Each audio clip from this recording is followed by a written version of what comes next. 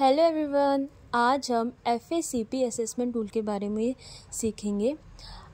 FACP की full form होती है functional assessment checklist for programming और इसकी एज ग्रुप होती है 3 to 18 years। FACP is the standard tool used in the school for educational assessment. FACP was developed in 1994 by Jayanti Narayan, Vijay Lakshmi and Rao and Rajgopal. It was developed by National Institute for the Empowerment of Persons with Intellectual Disability, NIPID. There are 5 domains. FACP assessment tool में 5 domains होते हैं। First है personal, second social, third academic, fourth occupational, fifth recreational. और इसकी scoring होती है plus, मतलब independent. हम प्लस तब लगाएंगे जब हमारा जो केस है या हमें जो बच्चा मिला है, अगर वो सारी एक्टिविटी अपने आप कर रहा है विदाउट एनी हेल्प और प्रॉम्प्टिंग, तो हम उधर प्लस का साइन लगाएंगे। और प्लस का मतलब होता है इंडिपेंडेंट। और सी मतलब ओकेजनली क्यूइंग, हम उसे कभी कभार क्यूइंग देते हैं फिर वो कर पा रहा है तो हम सी लगाएंगे। और GP का मतलब होता है जेस्चर प्रॉम्प्ट, अगर हम उसको जेस्चर दे रहे हैं तो वो टास्क अपना कंप्लीट कर पा रहा है तो हम GP लगाएंगे। MP मॉडलिंग प्रॉम्प्ट और PP physical prompt, VP verbal prompt.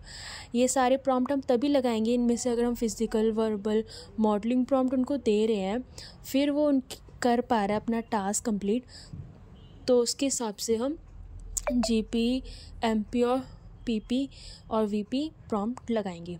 और NE मतलब नॉट एक्सपोजर, अगर हमारे केस को या बच्चे को कोई एक्सपोजर ही नहीं मिला है, मतलब जो उसमें एक्टिविटी लिखी हुई है उसका बच्चे को एक्सपोजर नहीं मिला है, तो हम उसमें लगाएंगे NE।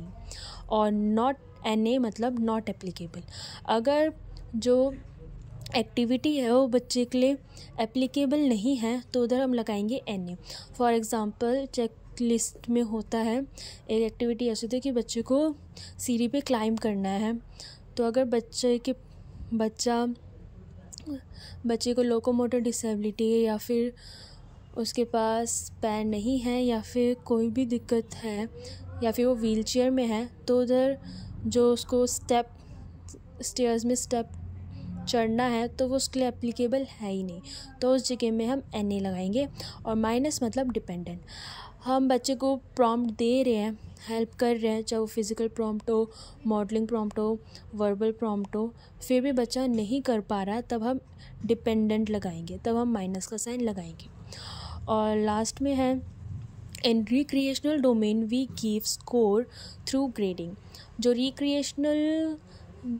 रिक्रिएशनल का जो एरिया है उसमें हम स्कोरिंग A, B, C और D के द्वारा लगाएंगे according to the child's performance.